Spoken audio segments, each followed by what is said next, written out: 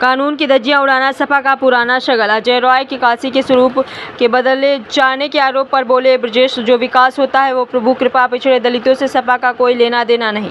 सपा ने प्रमोशन इन रिजर्वेशन का विरोध पार्लियामेंट में किया था।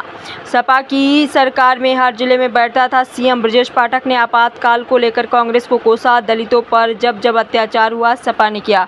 सपा ने सिर्फ अपने परिवार पर ध्यान दिया। जब टिकट की बात आती है, सपा में भागीदारी की बात आती है, जब कितने यादव बिरादरी के लोगों को टिकट देते हैं। कांग्रेस सरकार ने आपातकाल लाकर लाखों लोगों को जेल में डाल दिया था। पत्रकारिता का दमन किया, जिसमें भी कांग्रेस सरकार के कदम का विरोध किया, उसको जेल में डाल दिया गया। उक्त बातें डिप्टी सीएम ब्रजेश पाठक ने बाराबंकी में आपातकाल के 50 वर्ष पूर्ण होने के अवसर पर आयोजित पत्रकार वार्ता में कही। सपा और कांग्रेस सरकार पर हमला बोलते हुए ब्रजेश पाठक ने कहा कि यह सब सत्ता के भूखे लोगों का एक समूह है। सत्ता हासिल करने के लिए एक गठजोड़ बना है और इनका नीति सिद्धांत अलग अलग है। कांग्रेस पार्टी ने हमेशा इस देश में केवल राजनीति की है। उनको राष्ट्र से, भारत माता से कोई मतलब नहीं है। और समाजवादी पार्टी के सभी नेताओं का कहना चाहता हूं, प्रदेश में जब सपा सरकार थी तब हर जिले में सीएम होता था और झंडा लगाकर प्लाट मकान कब्जा किया जाता रहा, जिसकी नज़ीर अखबारों की कटिंग में आज भी दिखती है। वहीं कांग्रेस प्रदेश अध्यक्ष अजय रॉय द्वारा मथुरा काशी में बनाए जा रहे कॉरिडोर को लेकर सवाल उठाया गया कि इन कॉरिडोर से उनका वास्तविक स्वरूप बिगड़ रहा है। इस पर डिप्टी सीएम ब्रजेश पाठक ने कहा कि प्रदेश में जो भी विकास हो रहा है वो भोलेनाथ की कृपा से हो रहा है। हम लोग सनातन को मानने वाले हैं और उन्हीं की कृपा से चराचर या विश्व चल रहा है। आइए देखते हैं आगे की रिपोर्ट। को कठपुतली बना करके रखने का काम उस समय की कांग्रेस की सरकार ने किया था। लाखों लोगों को जेल के सीकचों में डाला गया था। कोई भी बात लिखने पढ़ने की आजादी नहीं थी। इवन देन हम कह सकते हैं यदि किसी के पास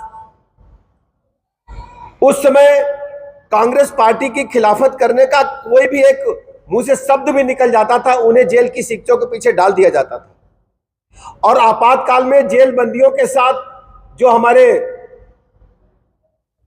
उस समय के बंदी थे मीसा डीआईआर में, उनके जेलों में नाखून तक निकाल लिए गए थे। बर्बरता की सारी हदें कांग्रेस पार्टी के नेतृत्व में उस समय करने का काम किया गया था। आज ऐसे काले दिन पर हम पूरे देशवासियों, प्रदेशवासियों के बीच में जाकर के भारतीय जनता पार्टी के कार्यकर्ता जन जन को कांग्रेस पार्टी के कुकृत्यों को बताने का काम कर रहे हैं। कांग्रेस पार्टी ने कभी भी राष्ट्र प्रथम को, महत्व को नहीं समझा है। कांग्रेस पार्टी ने कभी भी देश हित में काम नहीं किया है। कांग्रेस पार्टी ने कभी भी भारत माता के हित में काम नहीं किया है। केवल व्यक्ति के हित में, वो भी स्वयं नेता अपने हित में काम करता था, अपना पेट भरने के लिए काम करता था। उन्हीं कुकृत्यों की जानकारी लगातार युवा पीढ़ी को देने के लिए भारतीय जनता पार्टी के नेतृत्व ने तय किया है। हम जन जन को इस 25 जून के काले अध्याय को बताने का काम करेंगे और कांग्रेस पार्टी की नीतियों को उजागर करते हुए जो जन विरोधी करते थे उनको जन जन तक पहुंचाने का काम करेंगे, जिससे कांग्रेस पार्टी की सच्चाई आने वाली पीढ़ी समझ सके। आज भारत की राजनीति के लिए 25 जून बहुत ही दुखद और कष्टकारी दिन रहा है।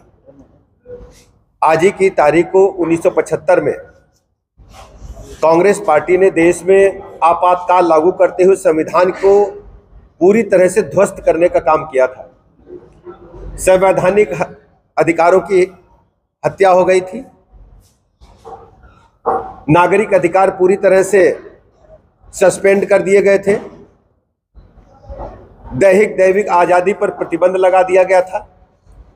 प्रेस का गला घोंट दिया गया था। सबसे बड़ी बात यह थी,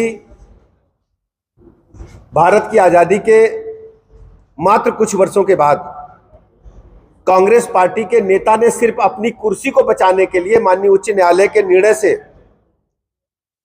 अपने को बचाने के लिए देश पर आपातकाल थोपने का काम किया था। और यह वो दौर था जब युवा भारत तेजी से आगे बढ़ने के लिए पांव पसार रहा था। कांग्रेस पार्टी का नेतृत्व व्यक्तिवादी राजनीति कर रहा था। उनको देश से, समाज से कोई लेना देना नहीं था। एक व्यक्ति के हाथ में सत्ता केंद्रित होकर रह गई थी। किसी भी पद पर न चुने जाने के बावजूद उस समय सत्ता का केंद्र एक ऐसा व्यक्ति बनकर के बैठा था जो अपने आप को तत्कालीन प्रधानमंत्री का पुत्र कहता था।